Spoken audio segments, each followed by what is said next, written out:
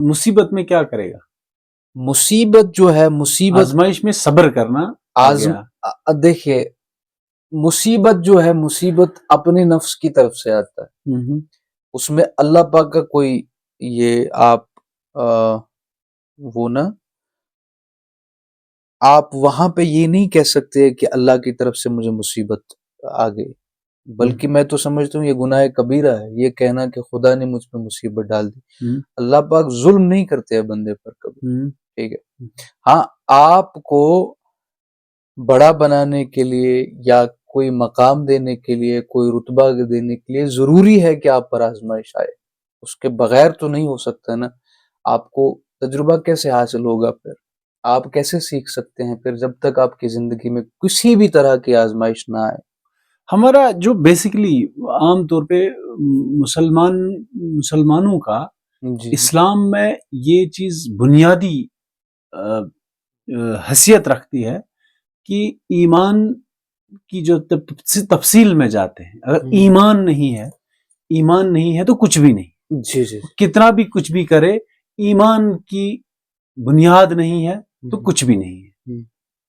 تو ایمان کو اگر مفصلاً یا مجملاً بیان کرے تو مفصلاً اگر بیان کرے آمنت باللہ وملائکتہ وکتبہ ورسلہ والیوم الآخر والقدر خیرہ وشرہ من اللہ تعالی والبعث بعد الموت۔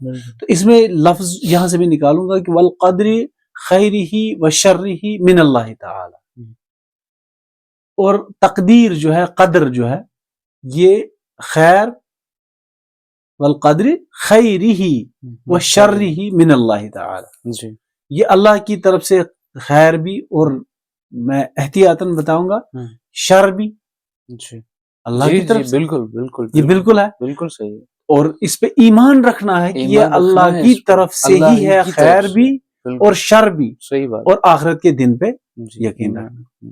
تو اگر اب شر بھی اللہ کی طرف سے آ رہا ہے، خیر بھی اللہ کی طرف سے آ رہا ہے، اس پہ یقین کرنا۔ تو پھر آپ نے بتایا ابھی مصیبت، اور یہ تو شر ہی ہے۔ یہ میں سمجھ گیا آپ کیا کہنا چاہتے ہیں۔ آپ کا مطلب یہ ہے کہ اگر آپ نے یہ کہا ہے کہ مصیبت اللہ کی طرف سے نہیں آتی، ٹھیک، تو یہاں پہ جو بتایا گیا ہے کہ شر بھی اللہ کی طرف سے آتا ہے، یہی آپ کے کہنے کا مطلب۔ لیکن شر کا مطلب مصیبت نہیں ہے۔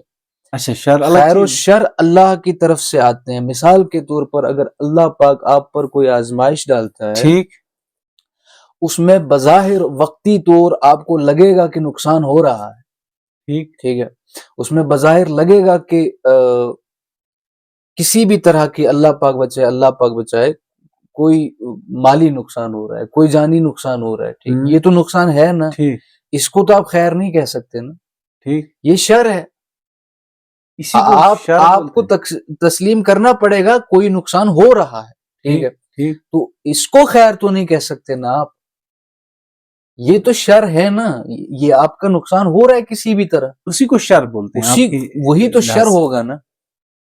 لیکن اس کے بعد شر کی ایک عمر ہوتی ہے یا خیر کی ایک عمر، اس کے بعد جو اللہ پاک آپ کو دیتا ہے وہ اس کا نتیجہ ہوتا ہے، ٹھیک، آزمائش سے نکلنے کے بعد آپ جو کچھ بھی پا لیتے ہیں، پھر جب آپ نظر پیچھے کرتے ہیں کہ میں نے کس آزمائش سے یہاں تک کا سفر کیا اور مجھے کیا مل گیا ہے، ٹھیک ہے۔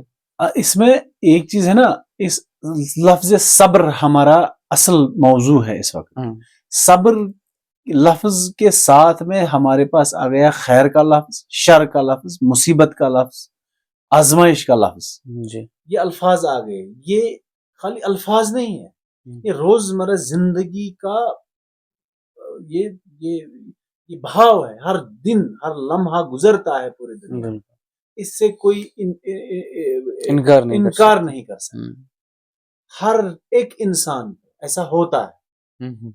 مطلب یہ ہے کہ اگر ہم دیکھیں گے صبر لفظ جو ہے، اس میں کیا ہے کہ جو ہم عام الفاظ میں بولتے ہیں پیشنٹلی ویٹ کرو، یعنی کہ صبر ہی کرو، صبر کرو، یعنی کہ خاموش رہو، کوئی کچھ مت کرو، صبر کرو، ویٹ کرو، انتظار کرو۔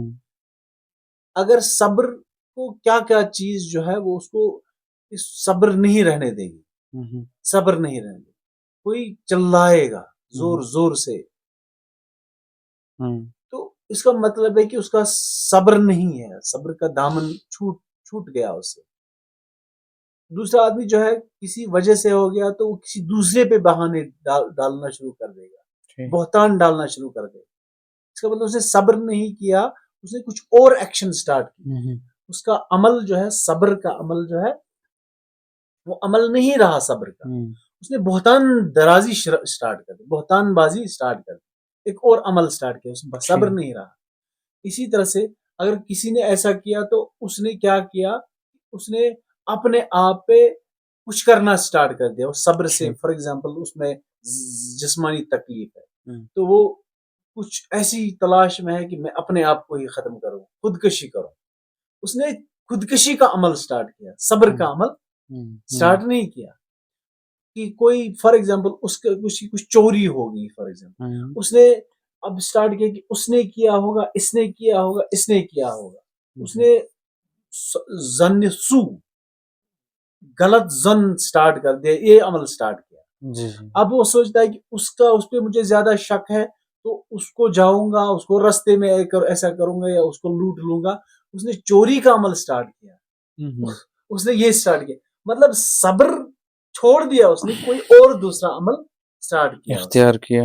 تو یہاں سے جو میرے مطابق ہے, صبر کا دامن پکڑنا اور صبر کو سمجھنا جو ہے بہت بڑی چیز ہے, یہ عظیم چیز ہے. اس میں کلیجہ چاہیے, اس میں بڑا دل چاہیے, اس میں بہت بڑی سوچ چاہیے, اس میں بہت زیادہ ہمت ہونی چاہیے.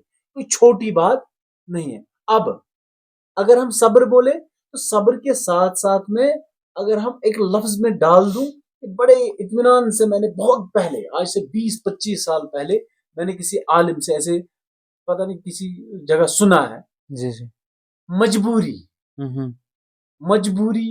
صبر ہے.